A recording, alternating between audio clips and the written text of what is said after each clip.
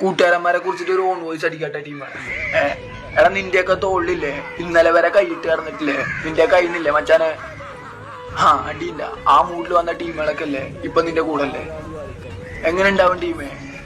എങ്ങനെ ഉണ്ടാവില്ല. ഞാൻ എന്തേലും പിന്നെ പറയും മച്ചാനെ നീ കഞ്ചാവാണ് തിരിവാണെന്ന്. തിരിവും പറയായിട്ടൊന്നും പറയണല്ലോ, സത്യസന്ധമായ കാര്യങ്ങൾ പറയുമ്പോൾ അത് കഞ്ചാവാണെന്ന് പറയണത് നിന്നെ പോലെ തെറ്റായ തോട്ടില്ലേ, അത് മനസ്സിലാണ്ട് മാറ്റിക്കളാം. പിന്നെ ഞാൻ പറയാൻ പോണ കാര്യം അതെന്താന്ന് കറക്റ്റായി കേക്ക്.